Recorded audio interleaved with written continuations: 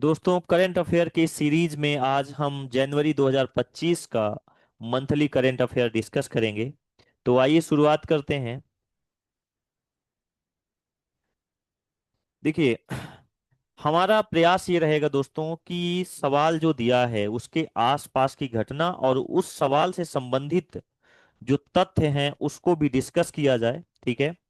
तो चलिए पहला क्वेश्चन देखते हैं कि 2025 में संसद का बजट सत्र कब शुरू होगा। बजट सत्र की बात आई तो पहले देख लेते हैं कि कितने तरह के सत्र होते हैं हमारे संविधान में। तो दोस्तों, तीन तरह के सत्र होते हैं। पहला है संसद में, पहला जो है उसे बजट सत्र बोलते हैं। क्या बोलते हैं? बजट सत्र। ठीक है। दूसरा है वर्षाकालीन। ठीक है, वर्षाकालीन सत्र। वर्षाकालीन सत्र। और तीसरा है शीतकालीन सत्र। शीतकालीन शीतकालीन सत्र। ठीक है। तो बजट सत्र कब से शुरू होता है? तो ये जनवरी जनवरी महीने से चालू हो जाता है दोस्तों। जनवरी से लेकर ये मई तक चलता है। जनवरी से लेकर मई तक बीच में अवकाश सेशन चलता है, दो सेशन में ये होता है। और इस जो बजट सत्र जब शुरू होता है तो इसके पहले डेट पे शुरू होने पे जो दोनों राज्यसभा और लोकसभा जो दोनों सदन हैं, राष्ट्रपति जी उसको संबोधित करते हैं। ठीक है। दूसरा है वर्षाकालीन सत्र। ये चालू होता है जुलाई से, जो कि अभी चालू है, जुलाई से लेकर सितंबर तक। और तीसरा सत्र होता है ये आपका नवंबर और नवंबर से लेकर दिसंबर तक। नवंबर से लेकर दिसंबर तक। ठीक है। तो दोस्तों, एक चीज और बता दूं आपको कि 1 फरवरी को हर साल बजट पेश किया जाता है। तो बजट पेश कब किया जाता है? तो बजट पेश किया जाता है 1 फरवरी को हर साल फाइनेंस मिनिस्टर के द्वारा। इन केस अगर 1 फरवरी को कोई अवकाश है तो उस केस में अगले दिन यानी कि 2 फरवरी को बजट पेश किया जाता है। ठीक है। इस साल जो हमारा बजट सत्र चालू हुआ था वो हुआ था 31 जनवरी को। 31 जनवरी को यानी 31 जनवरी को। और 31 जनवरी को 11 बजे के आसपास 11 AM को हमारी जो राष्ट्रपति हैं द्रौपदी मुर्मू जी, इन्होंने दोनों सदनों को संबोधित किया था। ठीक है। तो राष्ट्रपति के अभिभाषण के बाद उस पर चर्चा भी होती है। ठीक है। ये ऐसा प्रावधान होता है हमारे यहाँ। ठीक है दोस्तों, बात करते हैं। दूसरा सवाल है नई दिल्ली विश्व पुस्तक मेला 2025 का विषय क्या है। अब सबसे पहले थोड़ा सा इसका बैकग्राउंड समझते हैं कि जो ये नई दिल्ली में, न्यू दिल्ली में, नई दिल्ली का जो विश्व पुस्तक मेला है, दिल्ली का ये विश्व पुस्तक मेला है। विश्व पुस्तक मेला, पुस्तक मेला, इसके बारे में थोड़ा सा डिटेल में समझते हैं। दोस्तों, ये विश्व पुस्तक मेला पहली बार आयोजित हुआ था 1972 में, 1972 में। और प्लेस था आपका विंडसर, विंडसर प्लेस। ठीक है। इसकी स्थापना किसके द्वारा की गई है? तो स्थापना जो है, स्थापना की गई है नेशनल बुक ट्रस्ट के द्वारा। National book trust, national book trust के द्वारा। ठीक है। और ये 1976 के बाद, 1976 के बाद हर साल ये प्रगति मैदान पे आयोजित होता है। प्रगति मैदान में आयोजित होता है। मैदान में आयोजित होता है। इस साल का जो 2025 का जो विश्व पुस्तक मेला था, ये भी कहाँ हुआ था? प्रगति मैदान में। प्रगति मैदान जो अब वहां पर बन गया है भारत मंडपम। तो भारत मंडपम में प्रगति मैदान में हुआ था। ठीक है। और इसका थीम क्या था? तो दोस्तों, ये 75 में रिपब्लिक डे पे हुआ था। तो इसका थीम रखा गया था हम भारत के लोग, हम भारत के लोग, हम भारत के लोग। ठीक है। और हर साल इसमें एक अतिथि देश आता है, गेस्ट कंट्री। तो इस साल के जो अतिथि कंट्री थी वह थी ईरान। क्या थी? ईरान। ठीक है। तो दोस्तों, इसका सही जो आंसर होगा वो क्या होगा? हम भारत के लोग। ठीक है। चलिए आगे बात करते हैं। जनवरी 2025 में इसरो ने अपना 100वां मिशन किस रॉकेट से लॉन्च किया गया था? इसरो मिशन, जो 100वां इसरो मिशन था, ये GSLV F-15 के द्वारा लॉन्च किया गया था। थोड़ा सा इसरो के बारे में देखें तो इसरो की स्थापना जो हुई थी, ये हुई थी 15 अगस्त, 15 अगस्त 1900 1969, 15 अगस्त 1969 को किसके द्वारा? डॉक्टर साराभाई, डॉक्टर साराभाई के द्वारा। ठीक है, क्लियर है। और इसका जो 100वां मिशन था, 100वां मिशन वो किस रॉकेट के द्वारा किया गया था? तो था GSLV रॉकेट। ठीक है। और GSLV का जो फुल फॉर्म होता है, अगर फुल फॉर्म पूछे तो इसका होता है geosynchronous satellites. Geosynchronous नस सैटेलाइट।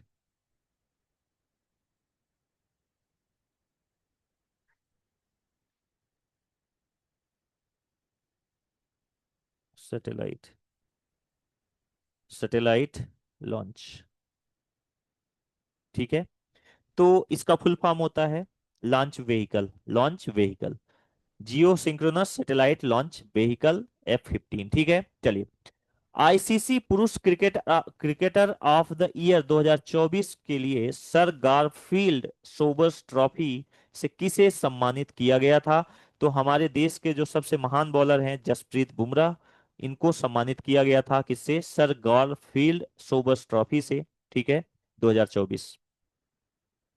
2024 में प्रदर्शन के लिए आईसीसी महिला one day cricketer of the year का खिताब किसे दिया गया है? तो ये दिया गया है स्मृति मंधाना। जनवरी 2025 में किस राज्य में भारत की पहली तटीय और जलीय पक्षियों की जनगणना आयोजित की गई थी? तो दोस्तों, तट में रहने वाले जो पक्षी हैं, तट, जो समुद्र का तट है वहां जल में रहने वाले जो पक्षी हैं, उनकी गणना का कार्य किया गया था गुजरात में। कहां पर? गुजरात में। तो सही आंसर क्या है? गुजरात है। भारत में प्रतिवर्ष राष्ट्रीय पक्षी दिवस कब मनाया जाता है? तो राष्ट्रीय पक्षी दिवस हर 5 जनवरी को मनाया जाता है। 5 जैन, यानी कि पहला इसका आंसर हो जाएगा। हाल ही में किस देश ने संयुक्त राष्ट्र सुरक्षा परिषद में अस्थायी सदस्य के रूप में प्रवेश किया है? तो वह देश है दोस्तों पाकिस्तान। वह क्या है? पाकिस्तान। ठीक है। तो पाकिस्तान जो है राष्ट्रीय सुरक्षा परिषद में अस्थायी रूप से इसको प्रवेश मिला है। थोड़ा अगर बात करें किसकी, सुरक्षा परिषद की, तो इसकी स्थापना हुई थी दोस्तों, इसकी जो स्थापना हुई है ये हुई है 1945 में। 1945 में इसकी स्थापना हुई है। ठीक है। और इसके बारे में बात करें तो 1945 में इसकी स्थापना हुई। शुरुआत में इसमें 51 देश थे सदस्य। आज के देश में, आज के डेट पे इसमें जो कुल सदस्य हैं, कुल सदस्य हैं वो हैं 191, माफ करिएगा, 193 सदस्य देश हैं, सदस्य देश हैं। ठीक है, सदस्य देश हैं वर्तमान में, वर्तमान में। इसमें स्थायी सदस्य, पाकिस्तान को तो अस्थायी सदस्यता मिली है, बहुत सारे अस्थायी सदस्य हैं। इसमें जो स्थायी देश हैं वो कौन से हैं? तो स्थायी देश, इसमें 5 स्थायी देश हैं, जिनमें से पहला है आपका चीन, दूसरा है रूस, तीसरा है फ्रांस, चौथा है आपका यूके, और पांचवा है आपका USA, United kingdom and United state of America. ठीक है दोस्तों, ये 5 देश। आपको एक जानकारी दे दूं कि जो चीन को अभी स्थायी सदस्य है, ये ऑफर भारत को मिला था। ये ऑफर क्या मिला, किसको मिला था? भारत को। लेकिन उस वक्त के हमारे जो प्रधानमंत्री थे पंडित जवाहरलाल नेहरू ने, वो कुछ डिप्लोमेसी के चलते ये ऑफर किसको दे दिया? चाइना को। ठीक है। नहीं तो आज हम भारत जो है, भारत जो है, ये यूनाइटेड नेशन का स्थायी सदस्य होता। ठीक है। तो ये चीज याद रखनी है। अच्छा, इसके जो वर्तमान प्रेसिडेंट हैं, वर्तमान जो इसके अध्यक्ष हैं, प्रेसिडेंट हैं, वो कौन है? तो ये हैं आपके वर्तमान प्रेसिडेंट इसके, इनका नाम है फिलेमोन योंग, फिलेमोन योंग, ठीक है।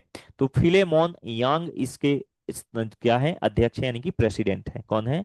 प्रेसिडेंट है, प्रेसिडेंट ऑफ यूएन। करेक्ट दोस्तों, तो ये जानकारी आपको पता होना चाहिए। चलिए आगे बढ़ते हैं। क्वेश्चन नंबर 9, 31वीं राष्ट्रीय बाल विज्ञान कांग्रेस उद्घाटन कहाँ हुआ था? तो मध्य प्रदेश की राजधानी है भोपाल। यहाँ पर इसका 31वीं राष्ट्रीय बाल विज्ञान कांग्रेस का उद्घाटन किया गया था, ठीक है। जनवरी 2025 में कौन सा राज्य वन पारिस्थितिकी तंत्र को हरित सकल घरेलू उत्पाद से जोड़ने वाला पहला राज्य बना है? और ये राज्य है छत्तीसगढ़। इसने अपने जंगलों को किससे जोड़ दिया है? हरित सकल घरेलू उत्पाद से, ठीक है। किस बैंक ने हर घर लखपति जमा योजना शुरू की है? दोस्तों ये बैंक है आपका SBI, state bank of India ने ये योजना चालू की है, ठीक है। स्टेट बैंक ऑफ इंडिया ने ये योजना चालू की है और इसकी अवधि जो है, अवधि है 3 साल से लेकर 10 साल तक। 3 साल से लेकर 10 साल तक, ठीक है। ये एक तरह से रिकरिंग डिपॉजिट है, आरडी है। क्या है? रिकरिंग डिपॉजिट, कि आप छोटे छोटे इंस्टॉलमेंट में पैसा जमा करिए, ठीक है, और इसको 1 लाख तक बनाएगा। और इसमें जो सामान्य लोगों को इंटरेस्ट मिल रहा है, सामान्य नागरिक हैं उनको जो इंटरेस्ट रेट मिल रहा है वो मिल रहा है 6.75%। जबकि जो सीनियर सिटीजन्स को, तो जो सीनियर सिटीजन है, ठीक है, सीनियर सिटीजन्स को मिल रहा है 7.25%, ठीक है। तो याद रखना है कि ये कौन सा हर घर लखपति योजना किसके द्वारा चालू की गई है? तो ये भारतीय स्टेट बैंक ऑफ इंडिया के द्वारा। ये ब्रिस ब्रेल दिवस कब मनाया जाता है दोस्तों? ब्रिस ब्रेल माफ करिएगा, विश्व ब्रेल दिवस कब मनाया जाता है, इसके बारे में थोड़ा बता दें। ये ब्रेल दिवस जो ब्लाइंड लोग हैं उनके लिए होता है। और इसके जो ब्रेल लिपि होती है, आपने देखा होगा, जो ब्लाइंड लोग हैं उनकी बुक आती है, वो लोग भी पढ़ाई लिखाई कर सकते हैं। तो ब्रेल जो लिपि है, ब्रेल लिपि का आविष्कार, ब्रेल लिपि का आविष्कार किसने किया था? लिपि का आविष्कार थे लुई ब्रेल। कौन? Louis Braille, Louis Braille. ये खुद ब्लाइंड थे, ये हमारे ख्याल से 2 3 3 साल की उम्र में ब्लाइंड हो गए थे। और इन्होंने 15 वर्ष की उम्र में ब्रेल लिपि का आविष्कार कर दिया था, ठीक है। और इन्हीं के जन्मदिन के अवसर पर, इनके जन्म दिवस के अवसर पर, ठीक है, इनके जन्म दिवस के अवसर पर, जन्म दिवस के अवसर पर, ठीक है, इनका जन्म दिवस कब होता है? तो जन्म दिवस के अवसर पर 4 जनवरी को, कब? जन्म दिवस, इनका जन्म दिवस कब होता है? 4 जनवरी। तो 4 जनवरी, ठीक है, 4 जनवरी, ठीक है। तो 2025 में 4 जनवरी, 2025 में 4 जनवरी को इस ये था, ठीक है। तो 4 जनवरी कब मनाया जाता है दोस्तों? तो 4 जनवरी को हर साल विश्व ब्रेल दिवस मनाया जाता है, विश्व ब्रेल दिवस मनाया जाता है। इसके जो ब्रेल लिपि है, इसके आविष्कारक कौन है? लुई ब्रेल हैं, जो खुद ब्लाइंड थे, ठीक है। और 4 जनवरी को इनका जन्म दिवस होता है और उसी अवसर पर ये मनाया जाता है, ठीक है। चलिए बात करते हैं आगे। ग्रामीण भारत महोत्सव 2025 का उद्घाटन, ग्रामीण भारत महोत्सव 2025 का उद्घाटन किसने किया था? तो ज्यादातर, एक सवाल आपको बता दूं कि ज्यादातर उद्घाटन आपको पता है हमारे प्रिय प्रधानमंत्री जी ही करते हैं, चाहे वो कोई भी कार्य हो। तो इसका उद्घाटन भी प्रधानमंत्री नरेंद्र मोदी के हाथों से ही हुआ था, ठीक है। और इसके बारे में अगर थोड़ा सा मैं समझाऊं, तो ये 4 जनवरी से लेकर 9 जनवरी तक, 9 जनवरी तक 2025 में आयोजित किया गया था। 2025 में आयोजित किया गया था, 4 से 25 तक। कहाँ पर किया गया था? भारत मंडपम प्रगति मैदान, भारत मंडपम पम प्रगति मैदान, ठीक है, प्रगति मैदान में किया गया था, प्रगति मैदान, ठीक है। और इसका उद्घाटन किसने किया था? प्रधानमंत्री मोदी ने किया था। और इसका जो ये किया किसके द्वारा जाता है? तो ये बेसिकली वित्तीय सेवा विभाग, वित्त विभाग में वित्तीय सेवा विभाग है, वित्त विभाग यानी कि जो फाइनेंस मिनिस्ट्री है, वित्त विभाग, वित्त विभाग में एक विभाग है वित्तीय सेवा विभाग, और प्लस आपका एन नाबार्ड, नाबार्ड के बारे में आपने सुना होगा, नाबार्ड, ठीक है, नाबार्ड, जिसका नाम है national national bank for agriculture and rural development. इन्हीं दोनों के द्वारा ये आयोजित होता है क्या, ग्रामीण भारत महोत्सव, ठीक है। इस साल 4 जनवरी से 9 जनवरी के बीच आयोजित हुआ था। कहाँ पर, प्रगति मैदान पे। कौन आयोजित करता है, वित्त विभाग और नाबार्ड के द्वारा आयोजित किया जाता है, और इसके उद्घाटन कौन किए थे, प्रधानमंत्री किए थे। इसका नारा है, इसका नारा है, नारा क्या है, गांव बढ़े देश बढ़े, गांव बढ़े तो देश बढ़े, तो देश बढ़े, गांव बढ़े तो देश बढ़े, ठीक है, इसका नारा था, ठीक है।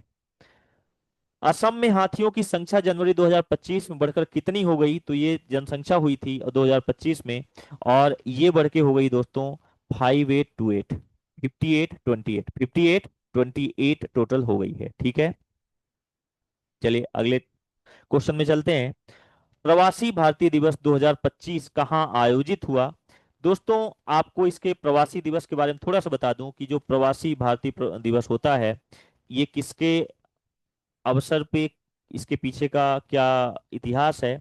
दोस्तों 9 जनवरी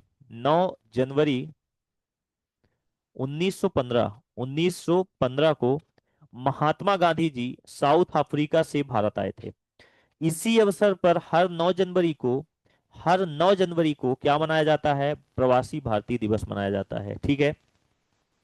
प्रवासी भारतीय कौन है, आपको ही पता है, जो भारत मूल के लोग जो विदेशों में रह रहे हैं उनके लिए यह दिवस मनाया जाता है दोस्तों, 9 जनवरी 1915, क्योंकि 9 जनवरी 1915 को महात्मा गांधी जी वापस आए थे, और इन्हीं के वापस आने के उपलक्ष्य पे ये मनाया जाता है, ठीक है। इस साल इसका आयोजन हुआ था भुवनेश्वर में, कहाँ पर, भुवनेश्वर, ठीक है, भुवनेश्वर में इसका आयोजन हुआ था, भुवनेश्वर में। भुवनेश्वर कहाँ है, आप सबको पता है, उड़ीसा में है, कहाँ पर है, उड़ीसा में है, ठीक है, ओ, उड़ीसा में है। और ये आयोजित हुआ था 8 जनवरी से 10 जनवरी के बीच, 10 जनवरी के बीच। 9 जनवरी को महात्मा गांधी, ये 9 जनवरी को प्रधानमंत्री पीएम के द्वारा, पीएम नरेंद्र मोदी के द्वारा, पीएम मोदी के द्वारा, शॉर्टकट में लिख देते हैं आप समझ जाएंगे, पीएम नरेंद्र मोदी के द्वारा इसका उद्घाटन किया गया था, ठीक है। क्लियर है दोस्तों, यहाँ तक कोई दिक्कत है। इसका थीम था डायस्पोरा का योगदान, एक विकसित भारत, एक विकसित भारत, क्या इसका थीम था, एक विकसित भारत इसका थीम था, ठीक है। और कहाँ आयोजित किया गया था, भुवनेश्वर उड़ीसा में, ठीक है। चलिए, विश्व हिंदी दिवस 2025 अगले ही दिन, बड़ा अच्छा सा इसको रिलेट कर सकते हो दोस्तों, 9 तारीख को, 9 जनवरी को, 9 जनवरी को आपका होता है प्रवासी दिवस, और 10 जनवरी को होता है हिंदी दिवस। 10 जनवरी को क्या होता है, हिंदी दिवस, हिंदी दिवस होता है, हिंदी दिवस, ठीक है, हिंदी दिवस 10 जनवरी को। तो 10 जनवरी को हिंदी दिवस मनाया जाता है, 10 जनवरी, 10 जनवरी याद रखिएगा, 10 जनवरी को हिंदी दिवस मनाया जाता है, 9 तारीख को आपका प्रवासी भारतीय दिवस मनाया जाता है। थोड़ा सा इसके बारे में समझ लेते हैं। पहली बार हिंदी दिवस कब से चालू हुआ है, तो ये चालू हुआ है 10 जनवरी, 10 जनवरी 2006 से, 2006 से, 10 जनवरी 2006 से ये चालू हुआ है, ठीक है। और इस साल इसका थीम था, इसका थीम था, क्या थीम था दोस्तों, हिंदी एकता और सांस्कृतिक गौरव का वैश्विक स्वर, ठीक है, हिंदी एकता और सांस्कृतिक गौरव का वैश्विक स्वर, इसका क्या था, थीम था, ठीक है। चलिए अगले क्वेश्चन में चलते हैं दोस्तों। केंद्रीय बजट 2025 से 26 किसने पेश किया था, तो मैंने बताया कि हर साल बजट 1 फरवरी को पेश किया जाता है, और ये पेश कौन करता है, देश के फाइनेंस मिनिस्टर पेश करते हैं। तो अभी हमारे फाइनेंस मिनिस्टर कौन है, निर्मला सीतारमण है, इन्होंने पेश किया था, ठीक है। तो इसका जवाब तो बड़ा आसान है, और केंद्रीय बजट 2025 में जो बजट पेश किया गया था, इसमें कुल कितना व्यय आवंटित किया गया था, तो किया गया था 65 लाख। कितना? 65 लाख। ठीक है। इसके बारे में कुछ और छोटी छोटी जानकारी फटाफट समझ लेते हैं दोस्तों। 65 लाख का ये बजट था इस साल का हमारा। और इसमें जो कर की सीमा है, आयकर की सीमा है, आय कर की सीमा, ठीक है, आयकर की जो सीमा है उसको बढ़ा दिया गया है। अब 12 लाख तक, 12 लाख तक कोई कर नहीं होगा, निःशुल्क रहेगा। कोई टैक्स नहीं, no tax, no tax 12 lakh तक। ठीक है। तो 12 लाख तक कोई टैक्स नहीं देना होगा। ठीक है। और इसमें एक काम और किया गया है, जो कॉरपोरेट टैक्स था, कॉरपोरेट टैक्स था विदेशी कंपनियों का, किसका? फॉरेन कंपनियों का, जो पहले 40% होता था, अभी इसको कम करके कितना कर दिया गया है? 35%, यानी 35%। इसके अलावा अ, प्रधानमंत्री ने एक मखाना बोर्ड, मखाना बोर्ड की स्थापना कराई है। ये कहाँ के लिए है? बिहार के लिए है। आपको पता होगा बिहार में सबसे ज्यादा मखाना होता है, तो बिहार में मखाना बोर्ड बनाया गया है। ठीक है। और इसके अलावा आपका इसमें किसान क्रेडिट कार्ड एक बहुत जरूरी है, केसीसी, किसान क्रेडिट कार्ड। ये पहले की जो ऋण सीमा होती थी, ऋण सीमा वो 3 लाख होती थी। कितनी होती थी? 3 लाख। अभी इसको बढ़ा के 5 लाख कर दिया गया है। क्या कर दिया गया है? 5 लाख कर दिया गया है। 3 लाख से 5 लाख कर दिया गया है। ठीक है। तो अच्छा, इसके अलावा रेलवे में कुछ चीजें जो की गई हैं, रेलवे में तो रेलवे में टारगेट किया गया है कि 200 वंदे भारत चलाएंगे। 200 वंदे भारत, नई वंदे भारत चलेगी। और 100, 100, 100 अमृत भारत, 100 अमृत भारत, अमृत भारत। ठीक है। ये ट्रेनें चलेंगी। हवाई अड्डे की बात करें तो हवाई अड्डे में, हवाई अड्डे 120 नए डेस्टिनेशन को जोड़ने का कार्य लिया गया है। ठीक है। तो ये कुछ इंपॉर्टेंट तथ्य थे। ठीक है। तो ये बजट से रिलेटेड जो जानकारी बन सकती थी मैंने बता दिया है आपको। केंद्रीय बजट 2025 में आयकर स्लैब के लिए कितना सुधार किया गया था, ये बता दिया कि 12 लाख तक कोई कर नहीं देना होगा। बिहार में मखाना की खेती को बढ़ावा देने के लिए किस बोर्ड की स्थापना की गई है? मखाना बोर्ड की स्थापना की गई है। ठीक है। गणतंत्र दिवस 2025 की थीम क्या थी? ठीक है। तो इसका जो थीम था दोस्तों, था स्वर्णिम भारत, विकास और विरासत। 2025 का गणतंत्र दिवस परेड 2025 में सर्वश्रेष्ठ झांकी का पुरस्कार किस राज्य ने जीता? तो ये जीता है उत्तर प्रदेश ने, और इसका थीम था महाकुंभ। क्या थीम था? महाकुंभ। ठीक है। इस साल आपको पता है महाकुंभ हुआ था, तो यही इसका थीम भी था। ठीक है। चलिए, 38वें राष्ट्रीय खेलों का उद्घाटन कहाँ हुआ? तो ये हुआ था देहरादून में। और किसके द्वारा उद्घाटन किया गया? तो again prime minister Narendra Modi के द्वारा। ठीक है। तो याद रखना है, प्राइम मिनिस्टर, मैंने शुरू में बता दिया है कि ज्यादातर जो चीजें हो रही हैं उद्घाटन हमारे पूज्य प्रधानमंत्री ही करते हैं। ठीक है। तो ये जो भी लोग तैयारी कर रहे हैं उनके लिए बड़ा आसान काम हो गया है कि किसने उद्घाटन किया है तो आप टिक मार दो, पीएम नरेंद्र मोदी। ऐसा नहीं है, हो सकता है कुछ गलती भी हो जाए, लेकिन मैक्सिमम चीजों का उद्घाटन यही कर रहे हैं। ठीक है। तो चलिए, क्वेश्चन नंबर 24, 38वें राष्ट्रीय खेलों 2025 का विषय क्या था? तो इसका विषय था दोस्तों ग्रीन, ग्रीन गेम्स। क्या विषय था? Green games. ठीक है। ये जो देहरादून में हुआ था, इसका जो विषय था ग्रीन गेम्स हुआ था। ठीक है। सुभाष चंद्र बोस प्रबंधन पुरस्कार 2025 में किसे प्रदान किया गया है? तो ये प्रदान किया गया है भारतीय राष्ट्रीय महासागर सूचना सेवा केंद्र को। ठीक है। भारत की गैर जीवाश्म ईंधन आधारित ऊर्जा क्षमता जनवरी 2025 में कितनी हो गई है? तो ये टारगेट अचीव कर लिया गया है 217 गीगावाट का। ठीक है। तो 217 गीगावाट 2025 तक गैर जीवाश्म ईंधन पैदा किया जा चुका है। ठीक है।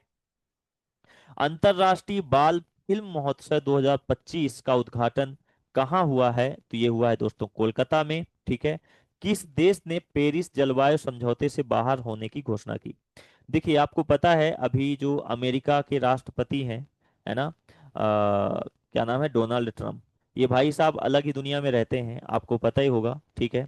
तो ये आते ही इन्होंने दो घोषणाएं किया कि एक तो ये जो जलवायु समझौता है, मैं इससे बाहर जा रहा हूँ, और दूसरा W world health organisation, WHO, world health organisation को भी सबसे ज्यादा फंडिंग अमेरिका करता था। और ये बोला अमेरिका के फालतू में यहाँ पैसे जा रहे हैं, इससे भी हम क्या करेंगे, बाहर चले जाएंगे, तो अमेरिका उससे भी बाहर चला गया है। तो कौन सा देश है? अमेरिका जलवायु समझौते से भी बाहर चला गया है। और विश्व स्वास्थ्य संगठन, वर्ल्ड हेल्थ ऑर्गेनाइजेशन है, इससे भी बाहर अमेरिका ही गया है। और एक किसके लीडरशिप में? तो ट्रंप साहब के। ठीक है, 30वां क्वेश्चन है, कौन सा देश दुनिया का 7वां सबसे बड़ा कॉफी उत्पादक देश है? ठीक है दोस्तों, कॉफी उत्पादन की हम बात करें अगर, तो कॉफी उत्पादन में आपको बता दूं कि देश में 7वां जो देश है वो भारत देश बना है। क्या है? भारत। पहले 8वां देश था, अभी 7वां, एक सीढ़ी आगे आ गया है। अगर इस बात करें कि इसमें प्रथम कौन है, तो प्रथम ब्राजील में। ब्राजील में सबसे ज्यादा कॉफी पैदा की जाती है। तो ब्राजील इसका सही आंसर होगा अगर पूछा जाता कि प्रथम कौन है, तो ब्राजील है। भारत में दोस्तों दो तरह की कॉफी उत्पादन होता है। भारत में दो तरह की मेजरली कॉफी उत्पादन होता है। एक होता है अरेबिका, अरेबिका, और एक होता है रोबोस्टा। ठीक है, दूसरी है आपकी रोबस्टा, रोबस्टा। ठीक है, ये 30 से 40% इसका उत्पादन होता है, और मैक्सिमम उत्पादन होता है रोबस्टा का। रोबस्टा जो है ये 60 से 70% उत्पादन करता है। और दोनों में ही अगर मैं बात करूं तो कर्नाटक, कर्नाटक, कर्नाटक में स्पेशली कुर्ग, कुर्ग, और एक जगह है चिकमगलूर, चिकमगलूर, चिकमगलूर, चिकमगलूर, ये दोनों जगह है। और इसमें भी कर्नाटका और केरला भी है। ठीक है, लेकिन अगर पहले स्थान पे देखेंगे तो कौन है? कर्नाटका है। यहाँ भी कर्नाटका ही है। ठीक है, करेक्ट, कुर्ग। क्लियर दोस्तों? तो ये इससे रिलेटेड जानकारी है, तो मैंने दे दिया आपको।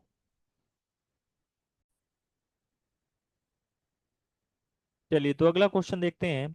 भारत ने किस मिशन के तहत पहली मानव पनडुब्बी लॉन्च किया है? इनका मिशन है डीप सी मिशन। क्या है? Deep sea mission. ठीक है, राष्ट्रीय पैरा एथलेटिक्स चैंपियनशिप 2025 का लोगो कहाँ लॉन्च हुआ? दोस्तों, राष्ट्रीय पैरा एथलेटिक्स चैंपियनशिप ये कहाँ आयोजित की गई थी? तो ये आयोजित की गई थी चेन्नई में। ठीक है, चेन्नई, चेन्नई, तमिलनाडु। ठीक है, तमिलनाडु, चेन्नई तमिलनाडु, करेक्ट है। और इसमें ये जो इसका आयोजन हुआ था, ये हुआ था आपका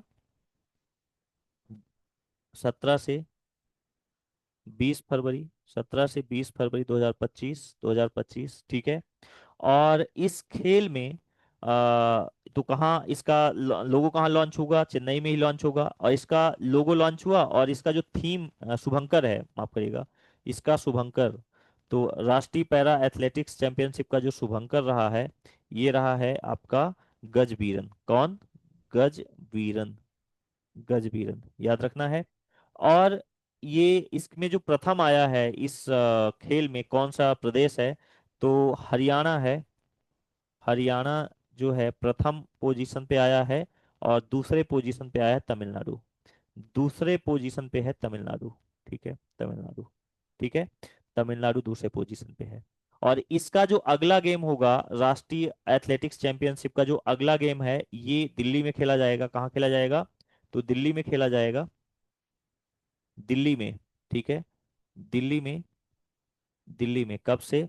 तो ये हो रहा है 26 सितंबर, 26 सितंबर से 2025। और ये जवाहरलाल नेहरू स्टेडियम में खेला जाएगा। ठीक है, तो ये तो इसके बारे में है। 34 क्वेश्चन है, senior national table tennis championship 2025 कहाँ आयोजित हुआ था? तो ये सूरत में आयोजित हुआ था।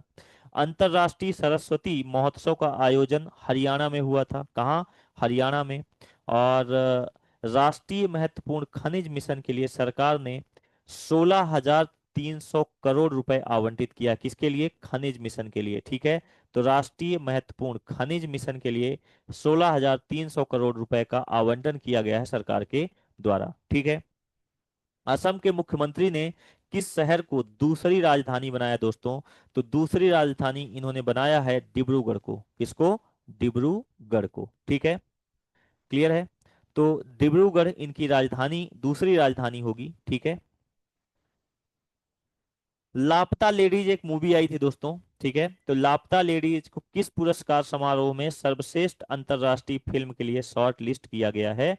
तो जापान अकादमी फिल्म पुरस्कार के लिए इसे नॉमिनेट किया गया है। राष्ट्रपति द्रौपदी मुर्मू ने 2025 के लिए कुल कितने पद्म पुरस्कार प्रदान किए हैं? तो ये था 139, 139 पद्म, कुल टोटल पद्म पुरस्कार प्रदान किए गए हैं। इसके द्वारा, राष्ट्रपति द्रौपदी मुर्मू के द्वारा। ठीक है। गणतंत्र दिवस 2025 की परेड में तीनों सेनाओं की झांकी का थीम क्या था? तो इनका जो थीम था वो था सशक्त और सुरक्षित भारत, सशक्त और सुरक्षित भारत। प्रत्येक विदेशी निवेश एफडीआई, एफडीआई का फुल फॉर्म क्या होता है? Foreign direct investment, foreign direct investment. ठीक है। और ये कौन सा राज्य सबसे पहले स्थान पे रहा है? तो इस बार महाराष्ट्र। कौन सा राष्ट्र था, कौन सा प्रदेश है? महाराष्ट्र। ठीक है। ऑस्ट्रेलियाई ओपन 2025 का जो पुरुष खिताब है वो किसने जीता है? तो ये जीता है यानिक सिनर ने। ICC emerging men's cricketer of the year 2024 का अवार्ड किसको गया है? तो ये श्रीलंका के एक गेंदबाज हैं, कमिंदु मेंडिस, कमिंदु मेंडिस को ये आईसीसी इमर्जिंग गेम्स का क्रिकेटर ऑफ द ईयर का अवार्ड गया है। ठीक है। युवा भारतीय पर्वतारोही शिवांगी पाठक ने किस देश की ऊंची चोटी पर तिरंगा फहराया है? तो ये है ऑस्ट्रेलिया। ऑस्ट्रेलिया में एक माउंट है, माउंटेन है, माउंट क्रोसीज को कुछ करके है, यहाँ पर इन्होंने तिरंगा फहराया है। कहाँ पर? ऑस्ट्रेलिया में। ठीक है। किसने? शिवांगी ने। ठीक है, शिवांगी ने। ठीक है। ECI, election commission of India, ECI कौन है? Election commission of India. इन्होंने मीडिया पुरस्कार, मीडिया अवार्ड दिया है 2025 से, चालू किया है इन्होंने। ठीक है। और ये मीडिया अवार्ड जो है ये किसको और किस लिए दिया गया है? तो ये उन चैनल्स को या उन मीडिया को दिया गया है जिन्होंने इलेक्शन का कैंपेन बहुत अच्छे से चलाया है, लोगों को एजुकेट किया है, अवेयर किया है कि इलेक्शन और उससे रिलेटेड क्या उसका महत्व है। ठीक है। क्या डेमोक्रेसी का महत्व है, क्या इलेक्शन का महत्व है, क्या वोट का महत्व है, क्यों वोट देना चाहिए। तो जो सबसे अच्छा किया है वो किया है दूरदर्शन ने, और दूरदर्शन को ईसीआई मीडिया पुरस्कार 2025 का अवार्ड दिया गया है। ठीक है। यहाँ पर एक चीज और बताता चलूं दोस्तों, voters day, national voters day मनाया जाता है, नेशनल इसी से रिलेटेड है। ठीक है। तो national voters day, voters day कब मनाया जाता है? 25 जैन को, 25 जैन को, ये 25 जैन को। और इसी दिन को क्या दिया गया है? ये पुरस्कार दिया गया है 25 जैन 2025 को। ठीक है। तो यहाँ तक बात क्लियर हो गई दोस्तों। अगला क्वेश्चन देखते हैं, यूनिफॉर्म सिविल कोड लागू करने वाला भारत का पहला राज्य? UCC, uniform civil code. तो यूनिफॉर्म सिविल कोड लागू करने वाला पहला राज्य है उत्तराखंड। आपको पता होगा इसमें बहुत विवाद हुआ था। ठीक है। स्वर्णिम भारत परेड 2025 में कुल कितनी झांकियों ने भाग लिया था? तो कुल 31 झांकियों ने इसमें भाग लिया था। 74वें सीनियर नेशनल बास्केटबॉल चैंपियनशिप का आयोजन किस राज्य में हुआ है दोस्तों? तो ये हुआ है आपका इसका आयोजन किया गया था आपका उड़ीसा, मध्य प्रदेश, गुजरात में। ठीक है। और भारत का पहला केबल स्टेड रेल ब्रिज कौन सा है? तो दोस्तों ये है आपका अंजी खाद ब्रिज, अंजी खाद ब्रिज, ये अभी कुछ टाइम पहले बनाया गया है। ठीक है। लोकपाल डे, लोकपाल डे कब मनाया जाता है? तो ये मनाया जाता है 16 जनवरी को। कब? 16 जनवरी को लोकपाल डे मनाया जाता है। ठीक है। और करप्शन के लिए, करप्शन के अगेंस्ट एक ओम्बड्समैन बनाया गया है। ठीक है। और ये 16 जनवरी को मनाया जाता है। ठीक है। भारतीय रेलवे ने पेंट माई सिटी अभियान जनवरी 2025 में किस शहर में चलाया है? तो ये प्रयागराज से शुरू किया था इन्होंने। ठीक है दोस्तों। तो ये आज इस महीने के क्वेश्चंस हुए। अभी एक आपका कमिंग 1-2 दिन में आपका पूरे एक साल का जो स्पोर्ट्स से रिलेटेड जितने भी स्पोर्ट्स हैं उनके बैकग्राउंड, उनका एस्टेब्लिशमेंट, उनके प्रमुख अवार्ड्स और उससे जुड़े जो अभी करंट अफेयर के क्वेश्चंस हैं, वो एक लंबा वीडियो है जिसमें 100 से 150 क्वेश्चंस हमने बनाए हैं, और उसका आने वाले 1-2 दिन में आपको मिलेगा। तो आप प्लीज़ चैनल सब्सक्राइब कर लें ताकि आपको ऐसी वीडियोज मिलती रहें। Thank you.